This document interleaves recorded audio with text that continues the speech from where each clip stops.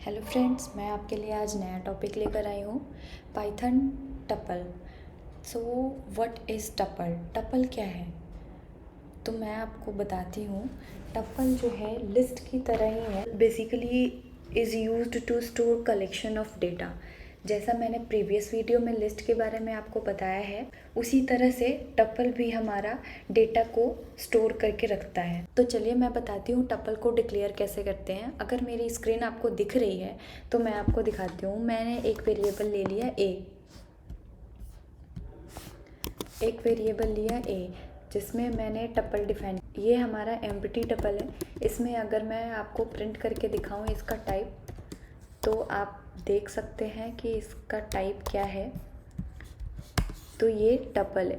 तो ये हमारा डिक्लेरेशन है।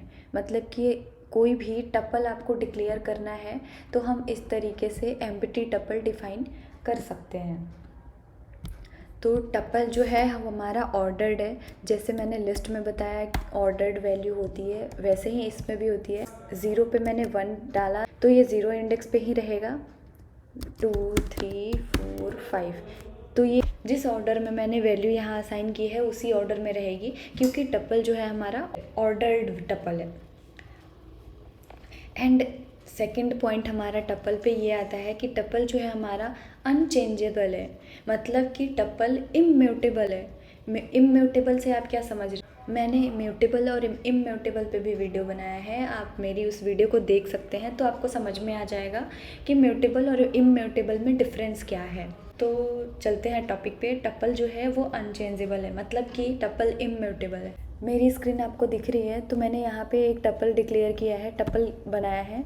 अगर मैं इस टपल में डेटा अपेंड करना चाहूँ तो मैं इसमें डेटा अपेंड नहीं कर सकती, क्योंकि ये टपल पहले से मैंने डिफ़ाइन कर रखा है। मतलब कि टपल को हम अपडेट नहीं कर सकते, वो हमारा टपल है। अब हमारा जो नेक्स्ट पॉइंट है वो है टपल अलाउ डुप्लीकेट वैल्यू। मतलब जैसे मैं आपको दिखाऊं तो यहाँ मैंने 1 वैल्यू ले रखा है और मैंने एक और वैल्यू इंटर कर दी इसके अंदर 1, और अब मैं इसको प्रिंट कराऊं,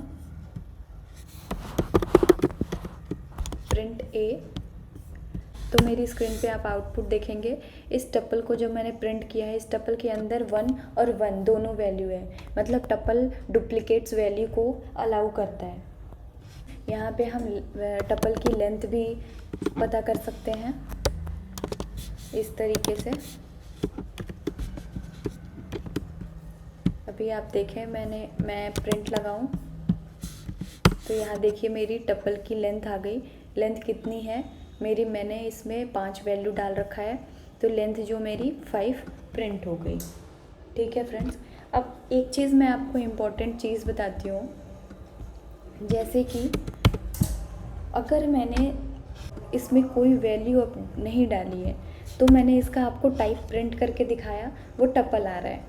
लेकिन यहाँ पे एक इम्पॉर्टेंट पॉइंट ये है, अगर मैंने एक वैल्यू असाइन कर दी इसके अंदर और अब मैं इसका प्रिंट कराती हूँ टाइप, तो अभी आप देखना इसका टाइप क्या आता है, इंट। ये क्यों? क्योंकि इसके जो टपल हम डिक्लेयर कर रहे हैं उसमें हमने सिर्फ एक वैल्यू डाली है। अगर सिंगल आइटम टपल हम क्रिएट कर रहे हैं तो हमारा टपल के अंदर जो भी आइटम होगा उसके बाद एक कॉमा कंपलसरी होता है। इसका मतलब वो टपल है। अगर आपने ये कॉमा नहीं दिया है तो वो इंट वैल्यू है तो इंट आएगा। अगर मैं यहाँ पे स्ट्रिंग वैल्यू डालती हूँ तो यहाँ पे अभी आप देखना, इसमें मैंने स्ट्रिंग वैल्यू डाली है रश्मि। अगर मैं अब इसको प्रिंट कराती हूँ तो देखो आप, स्ट्रिंग वैल्यू प्रिंट हो रही है। इसका जो टाइप है वो स्ट्रिंग प्रिंट हो रहा है। और अगर मैंने यहाँ पे इंट वैल्यू डाली है तो वो वैल्यू इंट प्रिंट होगी। तो पाइथन में ये कंपलसरी है कि अगर आप सिंगल आइटम का टपल क्रिएट कर रहे हैं तो लास्ट में कॉमा ऐड करना कंपलसरी है। अब इसका टाइप प्रिंट करके हम देख सकते हैं, ये देखें आप, टपल। तो ये आप ध्यान रखें हमेशा कि लास्ट में अगर सिंगल आइटम का टपल है, लास्ट में हमारा कॉमा ऐड करना कंपलसरी है। तो ये एक इम्पॉर्टेंट पॉइंट हो गया। तो अब चलते हैं नेक्स्ट पॉइंट पे। नेक्स्ट पॉइंट ये है कि हम टपल का कंस्ट्रक्टर कैसे क्रिएट करेंगे। टपल कंस्ट्रक्टर,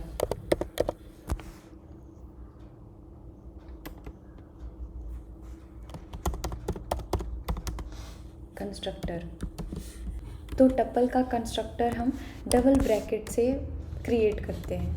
मतलब जैसे एक वेरिएबल ए ले लिया मैंने, एक बार ब्रैकेट दिया, इसके अंदर वैल्यू लिखी मैंने रश्मि, तो ये हमारा सिंपल टपल है। अब कंस्ट्रक्टर इसको क्रिएट करने के लिए हमने इसको डबल ब्रैकेट्स दे दिए। तो अब हम इसको प्रिंट कराएंगे तो ये वैल्यू जो है हमारी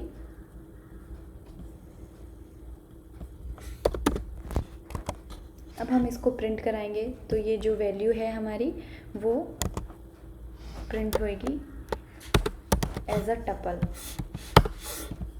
ये देखें, रश्मि एंड 1। सो अब चलते हैं नेक्स्ट पॉइंट पे। नेक्स्ट पॉइंट हमारा ये है कि टपल की वैल्यू को हम एक्सेस कैसे करेंगे। जैसे मैंने आपको लिस्ट में बताया कि लिस्ट में आइटम्स को हम एक्सेस कैसे करेंगे, वैल्यू को एक्सेस कैसे करेंगे, उसी तरीके से हम टपल में भी एक्सेस करते हैं। मतलब कि इंडेक्स वाइज हम डेटा एक्सेस करते हैं इसका, टपल का। मैंने टपल ले लिया, अब मैंने इसके इंडेक्स में पास कर दिया 1। अभी आप देखना जब मैं प्रिंट कराऊँ तो मेरी वैल्यू प्रिंट होगी रश्मि। क्यों? क्योंकि ये 1 इंडेक्स पे है। तो हम टपल की वैल्यू को इस तरीके से एक्सेस कर सकते हैं। अब 2 टपल को कॉन्कैटिनेट भी कर सकते हैं। जैसे मेरा एक टपल ये है, दूसरा टपल मैं बना लेती हूँ B। अब मैं चाहती हूँ इन दोनों को कॉन्कैटिनेट करना। तो A कॉन्कैटिनेट का मतलब आपको पता ही होगा कि हम प्लस करते हैं, तो मैंने A + B कर दिया। कॉन्कैटिनेट का मतलब ऐड करना। तो अब हम इसको प्रिंट कराते हैं तो आप देखना पहले वाले टपल के अंदर दूसरा वाला टपल जो है कॉन्कैटिनेट हो गया है। अब हमारा नेक्स्ट पॉइंट ये है, क्या हम लिस्ट को टपल में कन्वर्ट कर सकते हैं? तो हाँ, लिस्ट को टपल में कन्वर्ट कर सकते हैं। अभी मैं आपको करके दिखाती हूँ। एक मैं लिस्ट क्रिएट करती हूँ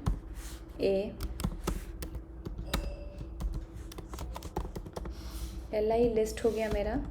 अब मैं इसको चाहती हूँ कि अभी मैं आपको इसको पहले प्रिंट करा के दिखाती हूँ कि इसका टाइप क्या है। li, तो ये देखें आप, इसका टाइप जो है लिस्ट है। अब मैं इसको चाहती हूँ कि ये टपल में कन्वर्ट हो जाए। तो टपल में कन्वर्ट करने के लिए हमें क्या करना पड़ता है, हमने सिर्फ क्या करना है, यहाँ पे टपल पास कर देना है। टपल के अंदर हमारी वो li होगी। तो अब आप देखना इसका टाइप क्या आ जाएगा। हम प्रिंट करा के देखते हैं तो अब इसका जो टाइप है li का वो टपल प्रिंट हो रहा है। क्यों? क्योंकि हमने इसमें टाइप कास्टिंग की है। मतलब लिस्ट वाले टाइप को हमने टपल में कन्वर्ट कर दिया है, जिसको हम टाइप कास्टिंग कहते हैं। तो मैंने आपको लिस्ट पढ़ाया, अभी मैंने आपको टपल पढ़ाया। लिस्ट पे आपने प्रैक्टिस भी किया होगा, टपल पे भी आप प्रैक्टिस कर लें। उसके बाद मैं आपसे एक क्वेश्चन पूछ रही हूँ, उसका आंसर मुझे बताइएगा। अगर आपको नहीं पता होगा तो मैं आपको नेक्स्ट वीडियो में उसका आंसर बताऊँगी। आप मुझे फ्रेंड्स बताइए, दोनों टपल और लिस्ट दोनों में से फास्ट कौन सा है, कौन सा फास्ट प्रोसेस होता है? तो अभी के लिए इतना ही। Thank you friends, thank you so much. आप मेरी वीडियो को देखते रहें, लाइक करें एंड सब्सक्राइब करें। अगर आपने सब्सक्राइब नहीं कर रखा है तो ऐसे ही मैं आपके लिए नया वीडियो लेकर आती रहूँगी। आप वीडियो देखते रहें। तो थैंक यू सो मच।